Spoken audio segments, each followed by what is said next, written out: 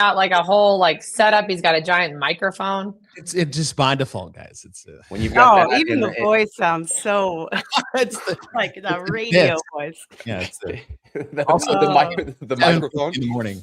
It's the first word I've spoken today. Good. Oh, well, I'm honored. At the end of the podcast, the pitch will go up. You'll get more excited as we go. And as the caffeine and the coffee starts to take hold. Kick in, I know. And you guys want to see a better open shirt than they gave us in the open? Yes. Yeah. Always. Let's see. Who gave you that? I love that. Avenger. That's awesome. CrossFit Avenger. Got a little Pukey the Clown outline on there. Yeah, my OG people. We made open shirts. Well, speaking of the open, we're live and we're going to talk. Yeah, we're going to talk all things open. I want to clip that first part. There we go. All right. Well, if you're joining us, we've got Chase Ingraham, Nicole Christensen on joining us today. Little background on our two guests. Chase, co-host of Talking Elite Fitness. No. Get with the programming. Get with programming. Sorry, get with the programming. And the CrossFit Games. Yeah, this is what happens when I do a quick chat GTP right before, which, by the way, Nicole, former affiliate owner, is what chat GTP told me. But luckily, I know the truth, and I know that that's not true. So that's the lesson of the day. Don't trust chat. Yeah, don't trust it. Don't trust it. You always got to fact check. But trust the robot. I do know for sure that Chase, former affiliate owner, former CrossFit seminar staff, games athlete. A lot of formers there. A lot of former, but current. That used to be something special. Current coach, amazing, highly involved in the CrossFit community, the CrossFit Games. Love the podcast. We're going to talk all things open with Chase and Nicole, seminar staff, Flow Master, and then current founder and owner of CrossFit Roots in Boulder, Colorado.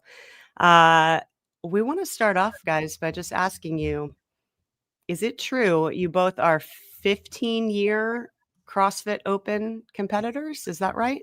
Well, if you include what I've already signed up for, this year will be 16. This year will be 16. I'll be 16 this year. Yeah. Mm-hmm. So 15 years. You too, Todd, right? Yes. Yeah. Have you guys both entered scores every single year for every single workout? There's been one or two. Yeah. No, because in the middle of 2012, I had shoulder surgery. Okay. So I did. I have one and got cut open the next week. Ooh. Yeah. I did one where it started with toes to bar and I was like 6 months pregnant. So I did one toes to bar. Nice. To get a score. And then I scaled the rest of the workout and just did it. But you still got your score in. I still got my score in, yeah. I think it was last year when we were talking, Kristen, that I was thinking about that as like, I don't know how many people have done every open workout and then entered scores, because inevitably like somebody forgets to put a score in or whatever. I've forgotten to put a score in once. Luckily it was the last workout of the series. And it was a couple years ago I had injured my back. And it was a rowing double under. And I just remember sitting on the rower and just like very easily rowing just to get like a couple calories on there. And then I could put that in. Similar to your toast bar. Yeah, absolutely. I'd be curious to know, what are some of you guys' most memorable open moments just in general, or things about the open in general? Chase, I'd love to hear your thoughts there. One of the worst ones I ever put myself through, I think it was 16-1. Was that the one with the overhead walking lunges with the barbell? Yes. I will tell you. It was like chest to bar pull-ups, overhead walking lunge, burpees with the bar, overhead walking lunge, 20 minutes. I think it was 16-1. So that day I decided to do it. It was like the end of, I always do this January personal challenge of like, I don't drink, I don't eat sugar, and I don't do refined carbohydrate. Like it just no to everything. And that day was the day that it was like my check-in day. And I was like, I wanted to kill it. I was like, I want to see what my body fat is, and I want to see what I weigh. And I was like, you know what I shouldn't do is I shouldn't eat today. I should really just try to like inflate these numbers to a degree that's ridiculous. So that's what I did. And then I did that open workout immediately following that. And when I say that I didn't get off the ground for an hour afterwards is I didn't get off the ground. I didn't even bother to move where I was. I just totally derailed the rest of Friday Night Lights and just laid in the middle of my gym. You had to remove a lane? Yeah, we had 3 lanes. We had like 102 people. I took up 33% of the lanes and just laid there for an hour looking at the ceiling, wondering or pondering my life choices to that moment in time. So yeah, 16-1 messed me up to a degree. Self-inflicted, obviously, but I will never forget that feeling. What's your most memorable, Nicole? Do you have one? I don't know. There's like lots of memorable events and things over the years. When you started talking about workouts, do you remember when 7 minutes of burpee got smashed together with the progressively heavier snatch workout that year? Yeah. I think that was when I was like, I just had this like moment where I was like, who are these people in the world that can do this? Like, it was just like, I considered myself pretty fit. I think we were still going to regionals then as a team, like, stuff like that. And that workout, yeah, I mean, it wasn't like a negative thing. It was more just this like sense of like, where are these scores coming from? Yeah. Because that workout was, I mean, now it doesn't seem like that big of a deal, but at the time I felt like it was very like level setting of like, okay, this is what it looks like to be a well-rounded athlete, to be able to, snatch more than 65-pound barbell, stuff like that. It was definitely a rude and a necessary awakening. But that one definitely comes to mind. I actually was at a seminar. We retested it, and I just remember being like, we're going to do this in front of people. Yeah, gosh, that's a hell of a one to retest. Didn't it happen like 210 and like 145 or something like that for the women? It was, yes, it went like 65, 85 maybe. Maybe it was like 85 and it didn't go quite to 95. 70, it might have been 55 for women because I think it's 75 for the guys to 135. Right to 135. 135 and then like 165 and then like 215. Yeah. 165 is all I got. I saw 210. I was like, yeah, right. And then I saw videos. I was like, oh shit, maybe it's time to retire, boys.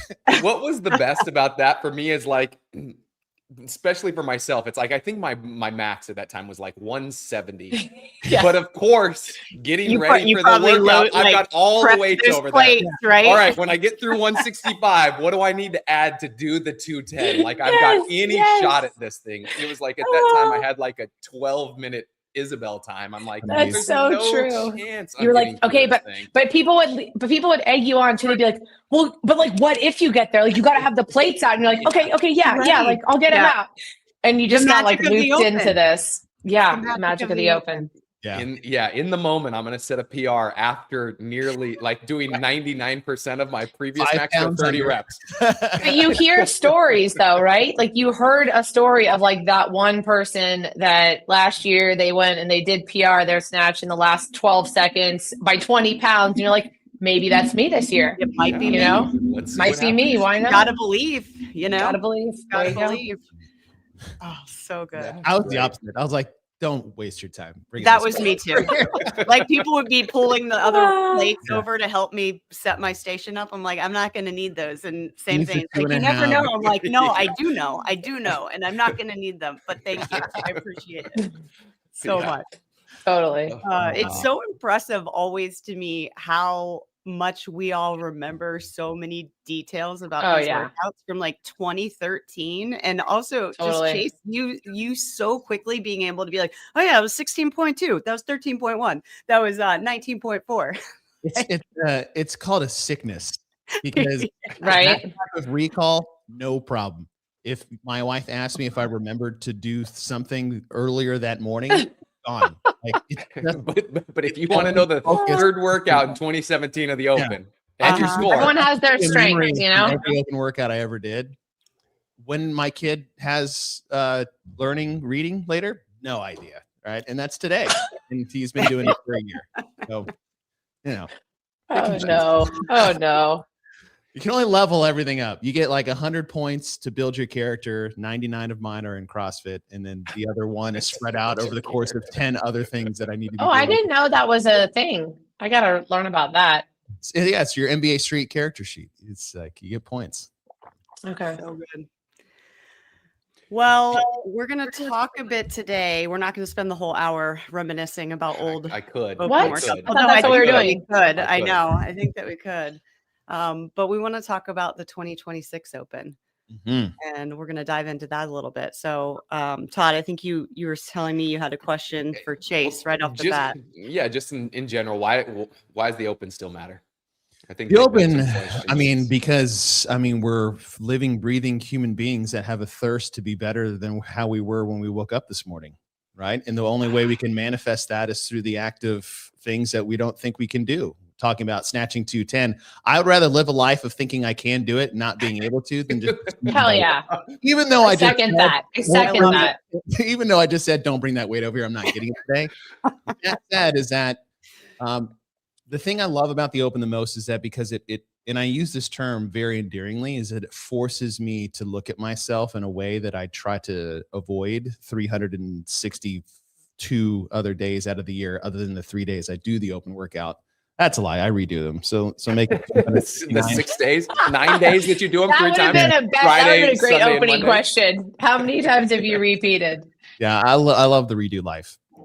But I think it's a very important piece of the puzzle when it comes to training. So when I first started doing CrossFit, for me, it was always like, oh, I'm just getting in shape, right? Like I'm trying to get stronger and I'm trying to, learn how to do this, or this is fun and this is fresh. But I never understood like why I was really doing it. I was trying to I think everybody needs to find their why. And the first time the light bulb came on is when I just did a local fun throwdown competition where I was exposed in ways I was like, oh, I can't choose not to do that today because I have to do that today. So when I force myself to do it, I've learned so much more about myself and why I do the certain things I do in the gym. Now, and the second to that is like, I don't think anything you do in the gym should be the only thing you do. I think the things we do in the gym is so we can do everything else. And the Open is a great time to learn those things that can help in the day-to-day training, which also manifests in your everyday life. And the Open is the perfect time to just like force you into that cage that we all try to fight against to begin with. So from a very, I would say, like competitive looking lens is just, that's where I look through it, but that's where I like other people to, because you don't walk into a CrossFit gym, even if you come 2 days a week and you think you're like, oh, I can't do that. If you're not a competitive person naturally, you might not think that internally, because CrossFit's hard. It's a hard thing. We do CrossFit because we like to do hard things, even when we don't like to do hard things, but it's the one thing that separates us from everybody else. And I love that about us, right? It's Forge Elite Fitness for a reason. We do hard shit, and the hard shit we do makes us harder human beings, which just makes us better human beings at the end of the day. And the Open is the perfect time to force people into it and realize it's not that bad. It's super fun. And it's crazy how much it matters when you have to put your score out there. Yeah. And even though no one's searching the leaderboard for my name, I can guarantee you that. But for whatever reason, me having to type this in or put in that score, I'm like, oh, I bet everybody right after they look up Jason Hopper's score, I bet they're looking for me, seeing where I'm at next. It's like nobody cares. They just have to respell it 16 different times before they. There's a good chance that you're not going to figure it out. There's a good chance. Is it the U, the I, the U? Yeah, that's the power of the whiteboard in the gym. I would write down every person's name and their score and their scale against their will, even if they wanted to, because like, well, the 6 p.m. is like, nobody gives a shit about your score. You do. And now that it's on the board, you care more, which means you'll try harder the next day. That's it. Nobody else cares. Yeah. I've been thinking about this a lot. Like I think in the world right now, people are, we hear this a lot, like I'm searching for community or they want connection and stuff. And I think when I think about the Open, like when I think about CrossFit, like it makes us uncomfortable. It challenges us to do hard things. And like you guys are saying, it does publicly expose, right, our successes and our failures. And that's our culture. And that's what we do. Like that's what makes the community that everybody loves, right? And so I just think of the Open as like a natural extension of that. Like if you want to be part of this community, like this is what we do.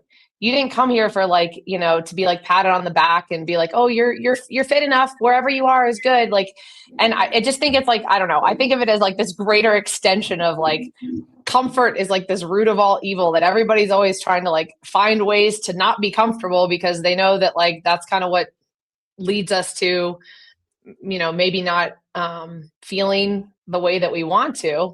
And then we hear this like overuse of the word community. And it's like, no. The open is literally like the extension of the thing that people are searching for. And I think when you talk about like, Chase, like putting people's, you know, scores on the board. Yeah, we still have a actual whiteboard and we write it up. And yes, that uncomfortable moment where you think that everybody cares about your score is part of our culture, and it's part of like why people get the results and stuff. And I don't know, the open to me has always just been like this really nice extension of all of that. And I don't know, I probably get a little bit you know, too over the top about it, but it's like, yeah, you want to be part of this community? Like, this is what we do. We do the open. Do the thing. Like, if you want a safe space that you don't have to like be uncomfortable or put yourself out there or whatever, like there's lots of other gyms, and see what your results are like. Mm-hmm. But maybe, I don't know, that's kind of where I get to. No, it's the perfect feedback loop for 3 weeks. Mm-hmm. And then you get to spend the next year like building off of that.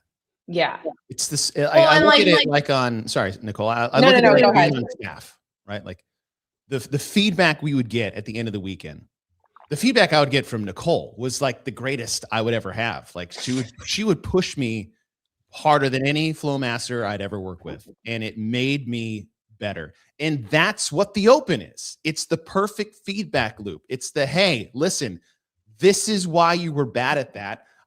This is how you can get better at that.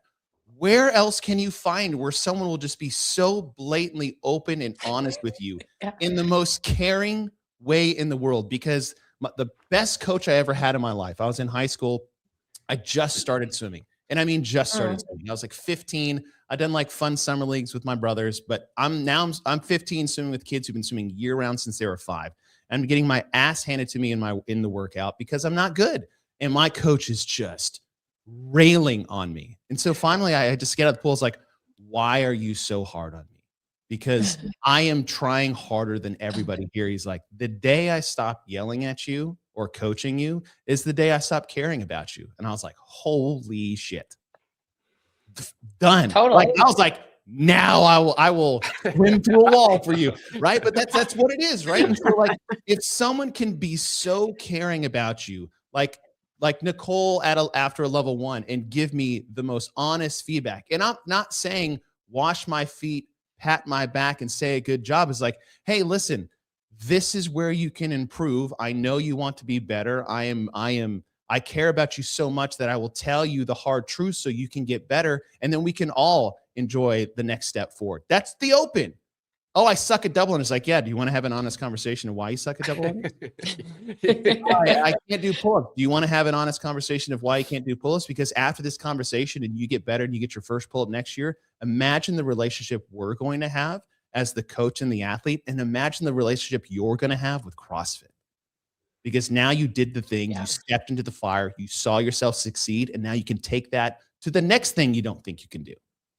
Well, and I think what's interesting too about all of that is like, you know, it's relative to everybody. I think every member walks into the gym and they're like, well, I'm just nervous to put my scores in. How many times have you heard that? And that never goes away. You think that Jason Hopper's not sitting there being like, okay, all right, you know, like everybody else did, right? How everybody else did. Like that's but people are actually looking at his score though. That's the difference. Well, that's the difference. Fair enough there. But real or perceived, everybody, right? Yeah. We have these common things that whether you're like brand new to CrossFit or whether you've been doing it a decade in, a lot of these things that people express as like why they're nervous to do the open, like they're not special. Like those are everybody feels them. And that's not, I think that's the other part is like, that's not a bad thing. Remember the whole thing about like, I don't know, it's like the 2013, 14, 15 era where everyone was like, you know, like it's too competitive and, you know, like people redo their workouts and like, it was like, those are digs. What's that? People like hide their scores. They wait till like, yeah, like all of it. And it's like, we got to this place where we started, it's like we had to combat these things of why you should do the open as if they were bad things to begin with, rather than just being like, yeah, that's sport. That's life. That's like, you know, I always joke about it. I don't know if this would resonate with you, Chase, but like, you know, one of the most uncomfortable places for me is like a parent school thing. oh, Like, you want to talk about being uncomfortable? I'm just always like, okay, like it's just not my, it like literally brings out all the things. And it's like, no, this isn't just the open. This is like so many other areas in your life. And it's like, this is just another place for it, you know? But I just, yeah, I don't know. A lot of those reasons, I think we spend a lot of time combating them when it's just like, it could be answered with like, yeah, you and everybody else. yeah. You're not special.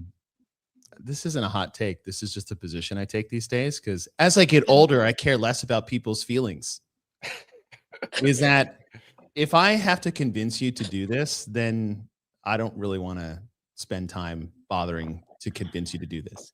And to a certain level, right? It's like, oh, Yeah. I'm out. Tell me why I should do it. I was like, no. Yeah, you either do it or you don't. Like, Which that's right.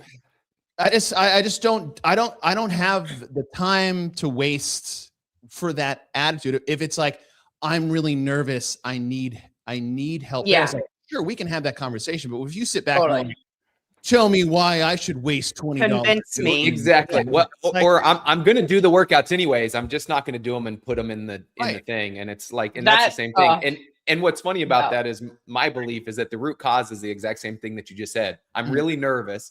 And so I'm not sure if I should do this, but instead of being honest with themselves, it turns into the other thing of like, this is stupid. I don't need to do that. I'm going to do the workouts anyways. I can, you know, what's it matter? I'll have that conversation with the nervous, like the person who's just like, I'm afraid to put myself out there. I just need some help, and I need some coaching, right? I'm not here to change people's minds in that. I do that. My favorite thing that Boz would ever do to me is he's like, hey, are you in or you're out? Right. Yep. No context, no like in or out for what? Doesn't matter. Are you in or are you out? Well, what are we doing? Nope. You've got to answer. Got this calf thing. Yeah. No, that's are you in or you out? Open. Are you in? Always in. The answer is always in. Yeah, you're right. The answer is always in. Because like, what's there? I have never regretted signing up for the Open in a year, ever. I've never finished the Open and be like, man, that sucked. I really hated that I do that. I could be like, man, I think it sucked. I don't hate that I did it. It always sucks, but it always sucks. But like, that's like Nicole said, is like, there is no safe space in life. The only thing you can do is make yourself safe in the life that you live, because by building confidence, building fitness, building discipline, like those things are the things that make you safe. There's nothing safe in this world. There's nothing safe in sports. And that's the best damn thing about all of it. I have no idea what is going to happen in the middle of this podcast, right? But what I can do is like, I can at least walk around through life knowing I've prepared myself the best way possible, physically, mentally, and emotionally. And we get all those things inside the CrossFit gym. It's amazing, right? But if you don't want to do that and you sit there with your arms crossed and you're like, why should I do the Open? I get the same bullshit when people ask me about why I should pay an affiliate fee. I was like, I am not here to convince you to join the community. You're either in or you're out. You either want to be a part of this or you don't. And if you don't, then don't. Please. I don't want to force you to do something you don't want to do while you punch holes in my walls on the way out the door. Just join us, make it better. All the things that you want to be better improves when everybody's doing the thing anyway. So just do the damn thing or don't. And then let's have some fun together when we all do. Well, and I think that's been something that like over the years, I mean, this is, we've run the Open at Roots like every year that it's happened. It's hard to articulate like how the people that have consistently done the Open year after year, they're fitter. They're, and I mean fitter by, you know, all of our standards. They have a better longevity in everything that we're doing. They get it. And I think when I think about like Roots, if we hadn't run the Open, I just get this like, honestly, like this like dead feeling inside me, like all these years of all the things that have just these little bricks, if you will, that people have stacked. And, you know, to your point, like if you've been doing the open for 16 years, like not every year was your year. Yeah. Right. Just anytime there's deadlift, not my year. Right. Just like, you know, not every year of your life is like the best year ever. And I don't know. There's just something really wonderful about over the years having all these athletes that have done this, and they now get to see it and what it's done year over year. And they get to talk to other athletes and be like, no, this is why we do it. But I think it's hard to really like put a finger on like what was the thing that made that happen. But I just, year over year, I look at the people that are doing the open and they're better members, meaning like they're better to the people that come in. They bring an excitement. They bring a tremendous amount of understanding of like, I was there. I didn't have double unders. Oh yeah. I got my first pull up in the open, you know, like all these little things. And it just sort of wafts through your gym, and it becomes this like extension of what the gym was trying to do, because now all the athletes are like, oh yeah, I really want you to do the open. I don't know. It just shows that they're bought in. Yeah. Yes. They're just bought into every part of it. And they, to your point earlier on, they know that that's part of the deal. And so I'm going to do this. And then they get to experience all the things we've already talked about, and how amazing that is, and how it continues to get better year after year, even if your scores don't necessarily get as much better as you want them to, right? Rarely is it about the score. Right. And 99.9% of us. And what's crazy about that is like early on, I'll tell you, for myself, it's like it was all about the score. And that's why I had the love-hate relationship with it. I hated it because I knew I wasn't as fit as I thought I should be. And like the open was the way that showed everybody, not that anybody looked, but showed me that I wasn't where I wanted to be or thought that I should be. And then as you go through this and continue to put yourself out there every year, you realize that that's okay. Even if you're not where you wanted to be or think that you should be, it's okay. It's 1 year. Let's see if we can be better next year or whatever. Facing the failure that comes with CrossFit in general, especially the open, I think is as valuable and rewarding as anything else that you do with it. Go ahead, Nicole. Yeah. And to that point too, I think it's interesting, like as people get older and do the open, like so many areas of their life become like pretty shored up. Like they have their career, they're pretty comfortable in their career. They're like, I know what I'm doing. They like, you know, parenting, they're like, okay, you know, I've had kids for a while. Like I kind of got this, like if there's that aspect, there's all these different things. And then you throw the open and it's like, wait, I thought I was like, I moved past this phase of my life. And I think it just really, there's like a really healthy grounding of just like having your shit together in terms of just, there's this awareness of like, it forces you back into that like uncomfortable phase in a way that I think in a lot of times as we age, we don't necessarily have that in our everyday life. I love that. And you're not willing to do that, right? How often do you pick up new skills in your 40s or 50s of like, let me be a beginner and look like an idiot doing something I've never done before, right? No one's willing to do that. Yeah. I did that 2 weeks ago. It was like a parent-son jujitsu class.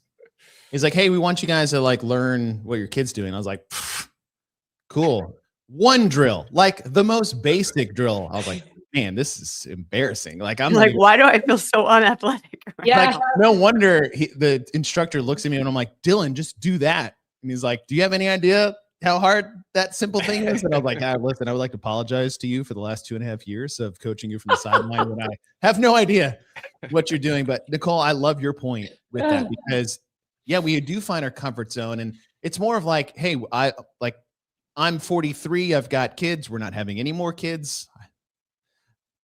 Pretty sure. And like, sounds like another episode, for another time. Now instead of like figuring out what to do is like, I'm digging roots, right? So when I start digging roots, I get more comfortable and confident what I'm doing every day. And what I find in the open is that my comfort level leading into the open is purely like circumstantial because I've chosen the comfortable path. Maybe like without my knowledge of just like training. It's like, I mean, I program for myself. So naturally I'll just steer away from something. Unintentionally. Oddly enough, it's the stuff I don't like very much or aren't very good at. Heavy show up in my program. Not very often, right? And so when the open comes, it's like, damn, I have totally like, whether on purpose or not, done that. And the thing I'd always tell new athletes or older athletes who maybe like used to play a sport, or those that never had, is like I'm so nervous for this. And I go, and how awesome is that?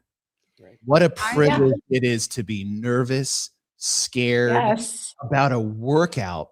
And the last time that happened to you, or there are some people that will walk through life avoiding this feeling, and they have never got to experience this part of life. And the more you do it, it's that, like, the Open sets me on fire from an athlete perspective, from a community perspective, from an owner, from a programmer. I mean, there's been times I've been watching the Open in my gym. I was like, I have failed all of these people.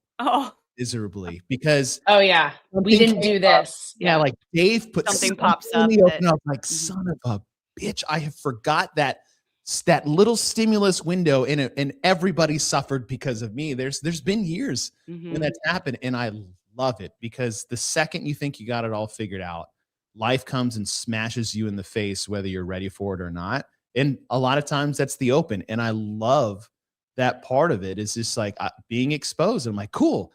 Something new just popped up in my life that I thought I had it all figured out, and then I didn't. I love the approach of just highlighting how awesome it is to be nervous. And just making it, flipping it around on its head and making it a positive thing. Like, good, you should be, and this is awesome. And I would imagine that this is a concept that carries on throughout the entire year as with your community, right? Because I think a problem a lot of owners have now currently, the common question, how do you get people to sign up? How do you get people excited for it? For the Open? For the Open, because it's now, right? Like, signups have opened, and we're just now seeing people start talking about it, promoting it, and then their community doesn't necessarily want to do it. And there's a value to looking back and being like, well, what's happening for the rest of the year? What's the vibe that you have in your gym for the rest of the year? Is it's the only time that you're promoting putting scores on the board, or being nervous, or trying new things? I'd say Open prep for getting people engaged is the other 49 weeks of the year. For sure. Not just the 3 weeks leading up to the Open. It's not like a magic pill or conversation you can have mid-January that suddenly is going to get a buy-in from everybody. I think one of the things that's super unique, and actually Sousa made mention that he had been judging some of your reps yesterday, but not only, from my understanding, do you guys get a lot of participation with your athletes signing up, but you get a ton of people to take the judges course and do that. Tell us about that. How do you get that? I mean, that's next level buy-in. I heard Nicole has a good challenge in your gym. I was talking to Craig. Craig sent me that yesterday. That was nice of him. So we get a bunch of people to sign up. I got a little bit defensive, I guess, the other day. It's not about like how many people we get to sign up. Like, long before there was like the affiliate participation thing, I've gone back and looked, we had like 165 people signing up, right? The gym is a little smaller than this is like a decade ago. It was really rooted in just like, I don't want you to miss out on this experience. Right. And it was, and it's not like this number where I'm like, I want this percentage of all the members to sign up or whatever. It's more like, who have I not been able to talk to and have this like real one-on-one conversation to say, like, have you considered why this would be fun, all this stuff. And good. But so a lot of people sign up. And then also, selfishly, I don't know why, but I was taking the judges course probably like 7 years ago. And I was like, every member should take this, because it, like we talk about the GHD with the common vernacular, like it furthers this common language of, this is, when I say toes to bar, this is another way of showing you why we teach it this way, or why the rep counts, or why it doesn't. And it wasn't always just about like what counts and what doesn't. It was more just having another method for people to learn about the movements that they do every single day. And so whether it's them learning that you stand the deadlift all the way up and like, oh, that's what it looks like. Okay, well, if they stand the deadlift up because they're like, oh, that's what actually counts, great. But if they stand the deadlift up, it's actually like making their back safer over the long run, because they're coming off tension every time they stand it up. So it's like a win-win, however they process it. And so I threw it in as one of the Open challenges, because we do this intramural Open. And so you get points for your team if you take the judges course. And so I think we had like 200 people take the judges course last year. Damn.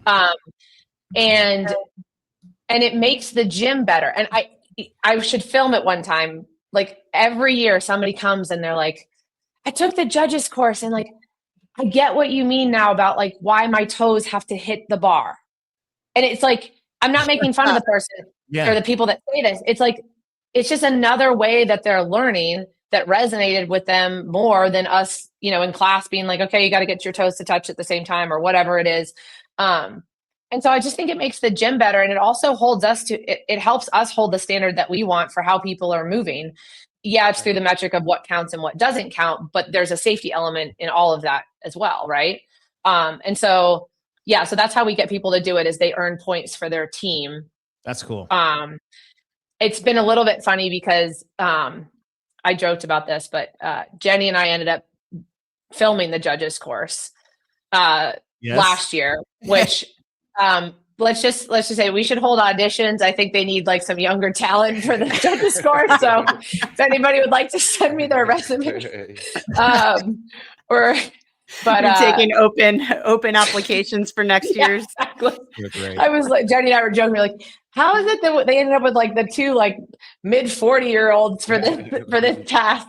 Hey, I think it's awesome. You guys do it as long as you possibly can do it. It's a true testament to the power of CrossFit. Okay. It is, you guys, it is exhausting. Like, okay, so for this one, you're going to do the first 3 thrusters with full extension. The last one, bend the elbow a little bit. And then on the 8th one, don't go all the way down. And then 9 and 10, make them perfect, but hesitate a little bit on the 10th rep. And you're like, got it. After doing that all day after your 1000th rep of your thruster and all the rest of that stuff. But anyways, so that's how we get people to sign up for the judges course. And I think I wrote an article about it. No, I know I did for .com about why we have our members take the judges course and ask them to do it. And again, it's another thing when we talk about community, it's really underlying like what's the culture of like what we do. And what we do here is like, we do expect quality of movement. We teach it, we enforce it, we scale it, we help people understand the why behind it. And the judges course is another way that for like $10, I can get all my members to have like a hour-long education on a little bit more of like why we do what we do. Mm-hmm. Nicole, I don't want to make an assumption here, but this comment, because I've seen this before too, getting the entire coaching staff to take the judges course. My assumption, and tell me if I'm wrong, is that you probably require your coaches to take the judges course. Oh yeah, that's mandatory. Is that right? Oh yeah. I mean, it's required, although I don't really have to ask because it's just like, now I will say we pay for it for them, right? Like they work, they're our employees, like we expect them to do it. So we pay for their open registration and we pay for their judges course. But we kind of took a different approach, which, and I'll be honest, I know over the years, there's been different requirements on like how many people who have to be on the floor with the judges course and all that. We just basically like everybody that's judging an athlete has to have the judges course. And now, so think about that though, like, okay, you run the open, we run it in every group class on Fridays. If you have, I don't know, I think 240 people sign up for the open last year, maybe, if 200 of them took the judges course, the quality of the open just goes up because the people that are there that are, you partner up with somebody and they're judging you. It just raises the level of what we're doing. But anyways, that was an aside. But so all the coaches have to have it because it's just what we do. But then also like, I mean, they are going to be on the floor. And if they're coaching that class, like they're the first stop, of it. And I'll be honest, like it's a team effort. I mean, like it is a team effort. And I don't say this negatively, but I say it honestly that, okay, everybody has to start with their back turned, right? Like how many affiliates? It's like, okay, 3, 2, 1, go. And like, you know, nobody's starting with their back the turned, bar is right? off the ground and Yeah, like all this stuff. And it's just like, you know, if I expect somebody to squat below parallel 364 days a year, then, you know, and that's what we're going to coach and that's what we're going to do. It's like, no, it trickles down to like, yeah, we're also going to expect that we start with our backs. That's what the paper says. And so, it's just a team effort. And so whether it's, you know, the judges course or like whoever the 5:30 a.m. coaches are, you know, they're really, you know, they're reading all the rules and all that stuff to make sure that we're on the same page. Amy's really good at like, you know, really going in like fine detail of like all the little things that could come up. And just, yeah. So it starts with the judges course, but yeah, everyone takes a judges course and we pay for it. And, judges course is a lot more friendly one than it was, 9 Oh years man, ago. it's without the double unders. I think people still have a little PTSD from it, and like like push off taking it because of how frustrating it Totally. That's a good word. You missed one of 20 questions. Start over. Yes, but it's not 21 double unders counted. Yes. I swear to God, user-friendly now. I hate that question. Yeah. I'm Also, like those taking it shows over are and over technical. again. And here I am judging the finals at the CrossFit games, and I can't even pass this stupid online judges course. I'm like, I swear. Video's hard. Yeah. Video's hard. Yeah. Totally. Yeah. I'd be curious to know, Nicole, obviously you get a ton of buy-in. It's great that every judge on the floor has taken the judges course, but what does coaching look like in your affiliate during the open? Obviously there's multiple heats. There's a ton going on. So how do you guys navigate still coaching an effective class in that scenario? And what does that look like at Roots? Yeah. So we run everything in 2 heats. So it looks like one, preempting the open and saying, hey guys, when we do the open workouts in class, it's a lot tighter timeline and warm-up's going to be shorter. So we recommend you get here 10 minutes early and just sit on the bike. So we start with that. Not everyone can get there 10 minutes early, but I also think that sort of self scales to the people that like want to come in and just do the workout, and the people that like want a little bit more warm up and to feel stuff out. Like they're going to choose whether they come in early. Yeah, exactly. But we put that out there.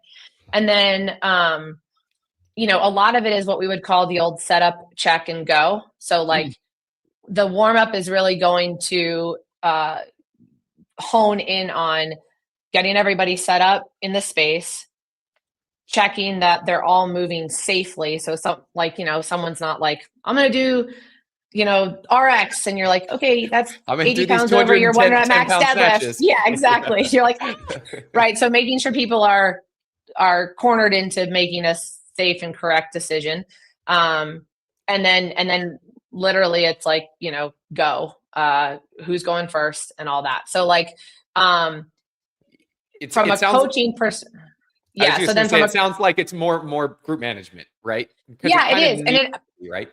It has to be, but I think this is where the standard that you've set, the coaching that you've done over the past 364 days, man, that should let you say like, yeah, if I only get people through the dumbbell snatch progression with 5 reps of each one, it's going to be okay, you know? And people do move safely, and people are inherently navigating to, you know, understanding the movement. They've done these before. Like all of these things play out.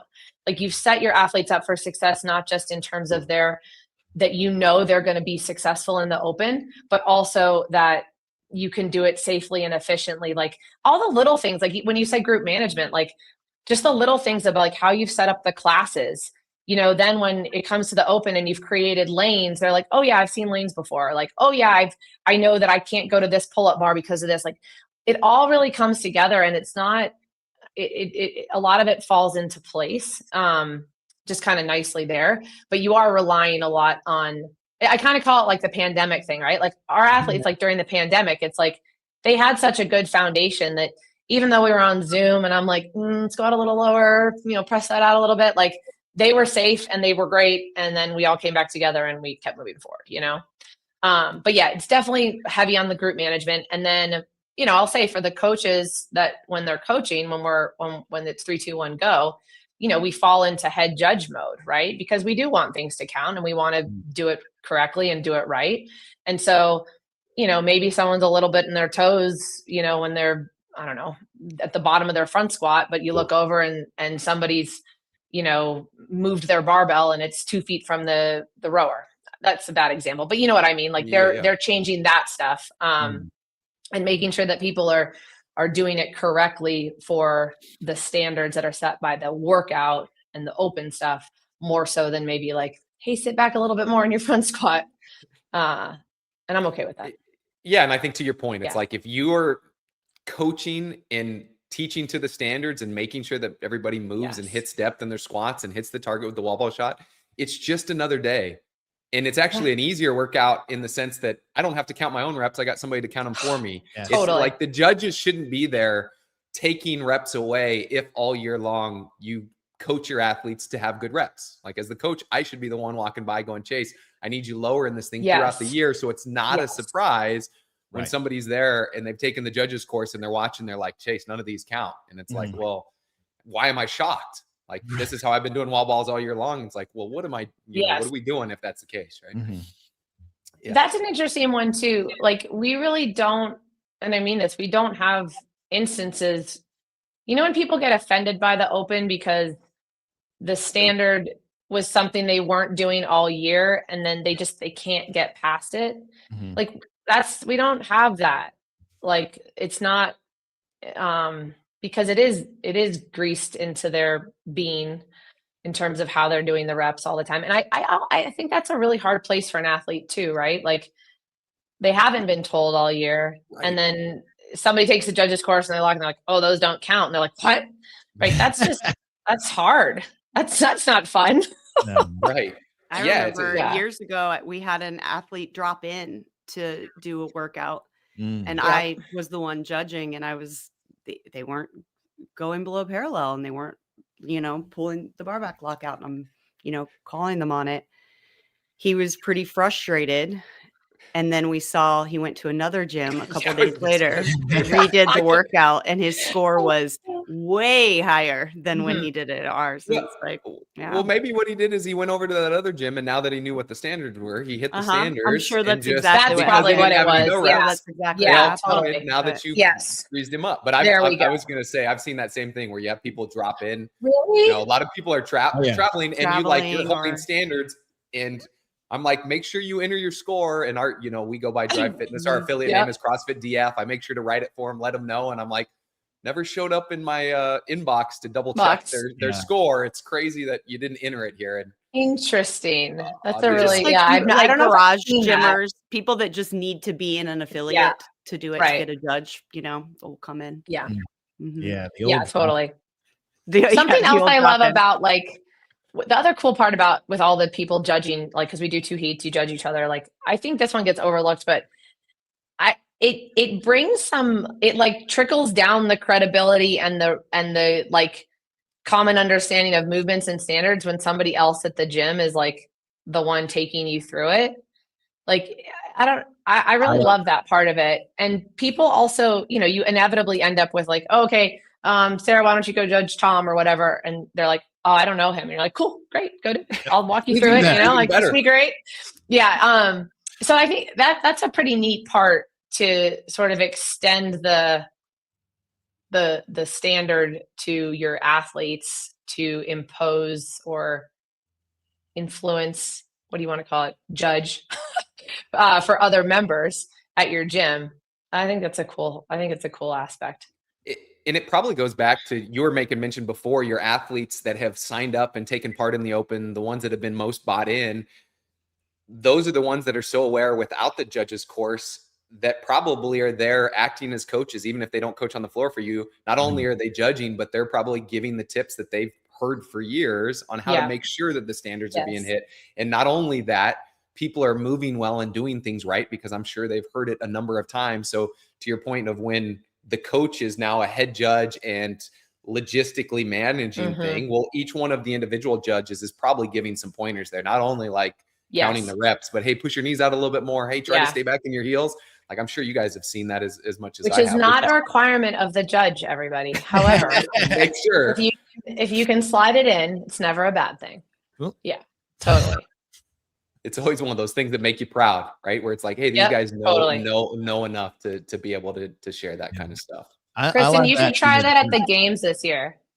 What's that? You should like when coaching. someone's like, like just like 4. Hey, try to push your knees out. It'll help. 5. Yeah. I'll tell you what. It is in those thrusters. Hey, like you have to, there is some compartmentalization there. Like you have to really turn your coaching brain off because there are so many times that you just want to coach them for like a little more efficiency in their movement. And it's just like, not my job. Not your job. Totally.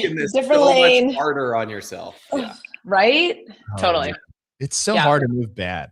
Like it makes it so much more fatiguing. That's like when you demoed, Nicole, when you did the demos, like I remember texting you when I saw you, I was like, that's right. It was so exhausting to move this terribly. That's actually, Jenny and I talked about that at length, actually. Just, when we talk about efficiency of movement and why you do it, okay, there's safety, mechanical advantage, all these things, right? And then there's just the like, wow, people, when you're doing that, like that's so much energy. Yeah. It's just so much energy. We finally understand what efficacy means. Right? Yes, exactly. Efficacy is like, well, it's crazy. Move like crap for 10 reps and tell me how fun that was. Right? Exactly. It's an interesting experience. Or effort. Yeah, no, it's definitely interesting with the judges course, but I do think it gives it gives the gym a lot more than just, okay, we've got, we have a bunch of judges. Yeah. Chase, where will you go to do the open this year? And will you be a part, like, will you He's coming to Roots. Oh, you're going to fly in each and every week? You going to a different location every I don't know if I'm going to a different location. So I go to D-Town CrossFit. It's downtown Dallas. It's an amazing facility. It's got it's owned by 2 incredible people. I'm actually competing with the owner this weekend. Let's go at TFX. Like as a partner? No. Like I'm stepping onto the competition against floor him. Against him. In the 40 to 44 division. Yeah. It's the first time I've competed in 13 years. That was going to be my next question. So you're coming. Tell me, are we going Captain America? Are we going high socks? Listen, I'm packing them. Dude, that would be attacking them. I'm packing them. Yes, I have no lofty goals or aspirations. My main goal that I've constantly been having with my wife is don't get hurt. Okay.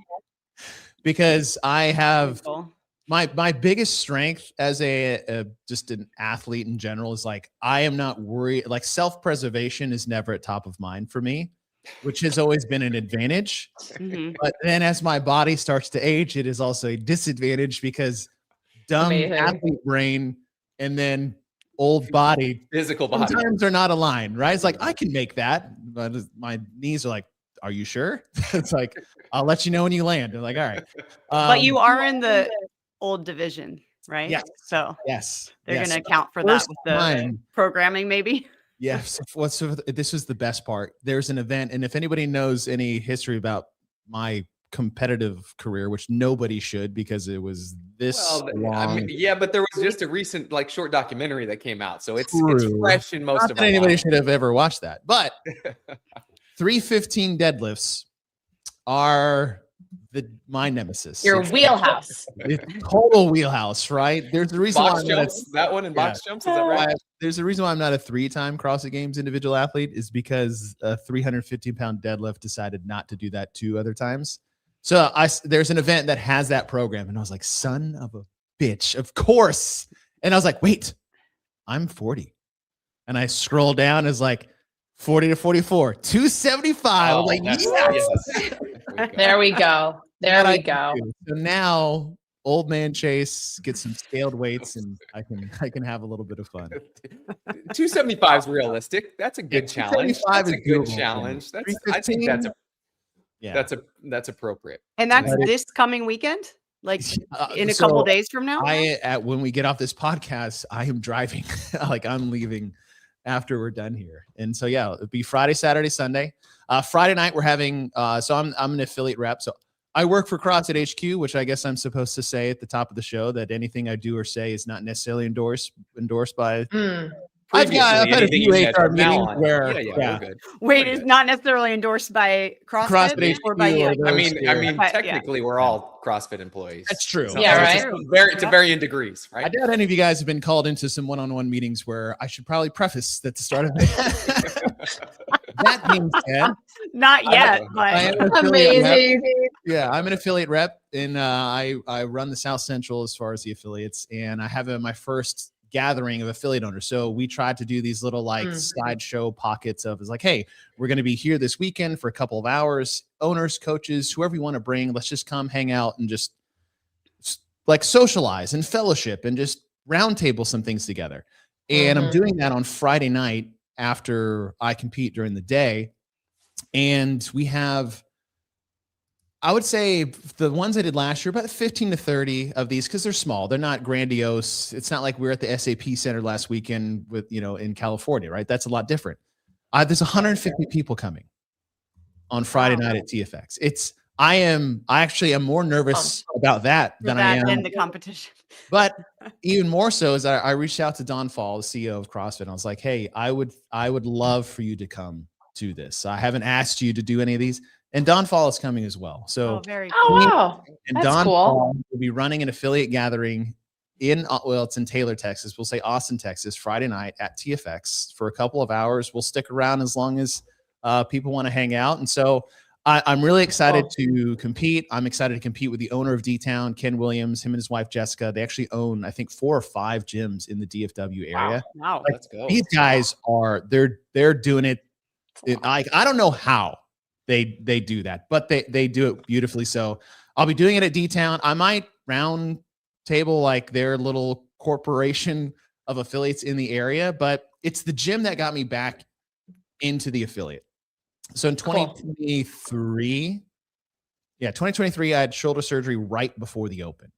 So I did 1 rep of everything that I could do with 1 arm, but then I would do like the upper extremity adaptive version. Okay. And I got my ass handed to me. Isn't that crazy? My ass, like not even, I was like, where am I on page 1? I was like, or 2 or 3. I was like, page 75. Cool.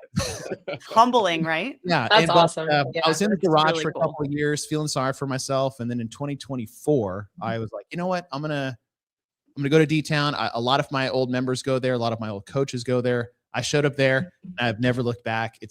It's the gym that got me back in the affiliate, and I owe everything to those guys because it helped me at a time of which, and it's not like I had this ailment of anything. I was just unmotivated and undisciplined, and I didn't know what to do with myself, and it brought me back. So D-Town CrossFit is where I go, and that's where I'll be doing the open. That's Sweet. Awesome. Yeah. Yeah. I think that's just a good reminder of how powerful the affiliates are too, right? You can have all the equipment in your garage. You can have all the knowledge and the know-how, and I have everything I need. Yes. Except but it is so hard to convince yourself to do it unless you're around other people. In fact, I sold all of my garage gym equipment because I was like, oh, wow. Yeah. I was like, if I work out at home, I run and I do air squats and push-ups. Like if I want to actually work out, I go to my affiliate, which I bitch out hard. I get on the C2 bike, which is the most like pansy piece of equipment ever made for anyone. That is true. That is true. So I don't even have to move my arms. Yes. Yep. Yeah. Put it on a 2, just 30 minutes. Zone 2. Yeah. Get your zone 2. So true. All right. Perfect. Yes. Perfect. Well, awesome. This has been fun. So you're going to be there this weekend. Where else can people find you? I'm the co-host of Talk Elite Fitness. If anybody wants to find me there, we do a weekly show. This shows how dialed in I am to all the CrossFit podcasts, you guys. But Todd's constantly like, "Did you hear this?" I'm like, "I didn't. I need to start listening to more CrossFit." Jake's got real tan. Real tan. Yeah. I co-host Get With The Programming with the wonderful Bill Grunler. I also have the privilege of hosting the Sport of Fitness podcast, which is back. And every once in a while, James Hobart allows me to crash the CrossFit podcast every once in a while. So that's where you can find any exciting topics or guests on the CrossFit Games podcast coming up. Yes. In light of the open. I am super pumped about this. So me and James have drafted fantasy teams. Where did I go? Where did you guys pick me? So, you know what? I will say this is that the team makeup is a male, female games athlete. Wait, this is for the Open. You've created for the Open. Teams? This is created. So it's me, Okay. it's Team Chase versus Team James. Okay. And we have something on the line, which I really hope I win because I don't want to do this, is a male, female games athlete, which we've already picked. So I picked Colton Mertens and Lucy Campbell. Okay. He picked Austin Hatfield and Miriam Von Rohr, which I was like, damn, that's a good pick. Then we picked a male and female affiliate owner that couldn't have competed individually at the CrossFit Games. Okay. And James picked Kevin Schutz out of Coda CrossFit. They're local to where he's at. Yeah, local to where he's at. I think they just hosted the Randy thing, didn't they? Yeah. Oh, in Colorado. They have multiple locations too. Yeah, Coda Ironview. Usually they're in Oklahoma. And Shelly Newman. I can't remember what it's his team. I shouldn't know it. And then I picked Tucker McLemore. He owns Razor Ranch CrossFit here in Flower Mound. And Marissa Flowers, who just opened CrossFit KTX, who has the unofficial world record of Fran. But Denise Thomas said a couple of her reps didn't count. So she may do it. Yeah, probably add 2 minutes for that at least. The other problem is that I'm on my own team and James is on our own team. And they're all head to head. So it's like my male athlete versus his. Whoever wins gets a point. Me and James. You and James. Okay. And then every week after the Open announcement, we pick one male and one female we think will perform best. So we have 7 people on our teams, head to head, total points at the end of 3 weeks wins. The loser has to complete the ultimate mile challenge. You guys know what the ultimate mile challenge is? No, that's unless not it has donuts, unless it has beers, beer mile, donut mile, or I suggested beer mile. Is this the hot chili? Like I heard something else. No, yeah. Good God, James, I hope it's not that mile. Terrible. It's 400 meter burpee broad jump, 400 meter walking lunge, like a lunge, 400 meter bear crawl, and a 400 meter run. That sounds devastating. So we have our devastating and oddly intriguing. I mean, do you remember the old 400? That was an old 400 meter walking 400 meter lunges. F March. And then you had to do like thrusters every time you dropped it or something like that. No, it's just I did lunge. Yeah, that one's I don't know what that one is. Yeah. The first time I did the 400 meter walking lunge, we had a barbell on our back, and it was like every 5 reps you had to do something with it. I can't remember. It was one of those you mentally are like, I'm literally never going to finish this workout. So the ultimate mile sounds terrible. Interesting. Now, do all the people on your team know that they're on your team? Did they? I told them after. Okay. I was like, hey. Just to let you know, I'm really relying on you to do well in all of the open workouts. No pressure. I text. It was funny. I got 2 different responses. I text Colton. I was like, "Hey, I just picked you as my number 1 pick." He's like, "Who am I going against?" It's like Hatfield. He goes, "Done." I was like, Nice. "Sweet." I like your comments. Then I text Lucy Campbell. I was like, "Hey, I drafted you on my team." She's like, "Who am I going against?" I was like, Miriam Von Rohr. She goes, "Enjoy 0 points." Because Miriam's won the Open 2 years in a row. So geez. Yeah, that's tough. I was like, just get her once. Come on, just give me one. And I'll try to beat James once. I haven't beat James in the Open since 2000. He's got altitude, you've got a little bit of an edge.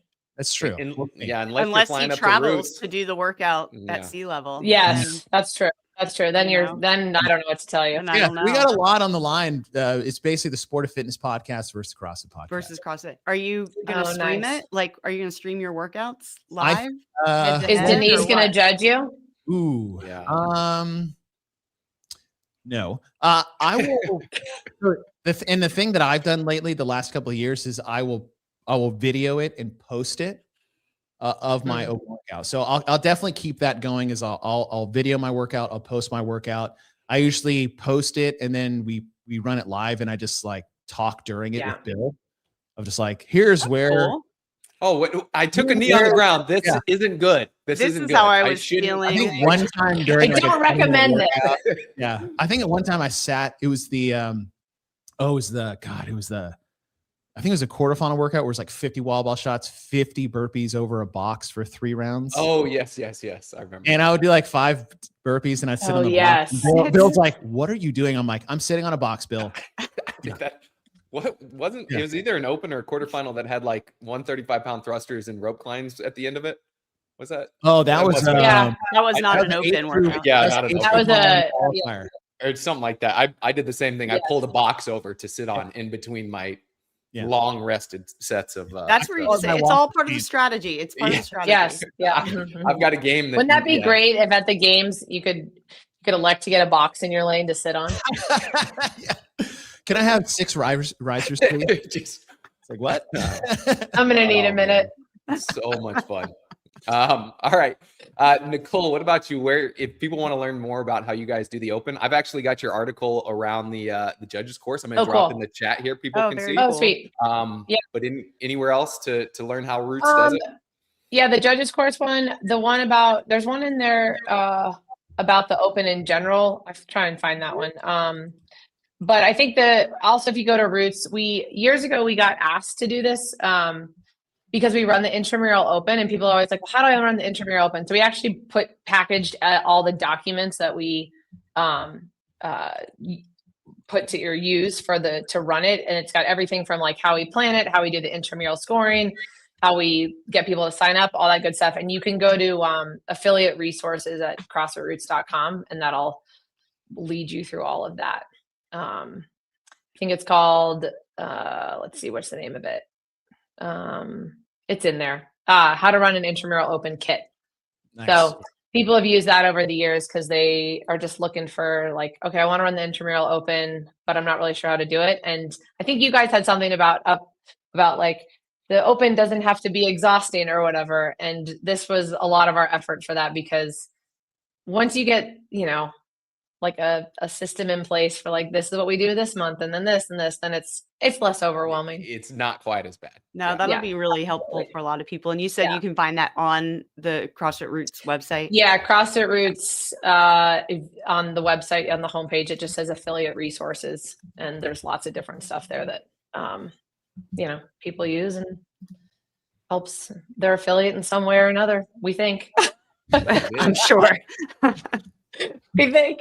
Yeah. Awesome. Well, this was fun as always. This was fun. Good to see you guys. Yeah, good to see you. Good luck in the thank you guys so and, much. We'll talk to you next time. Yeah. All right. Sounds good.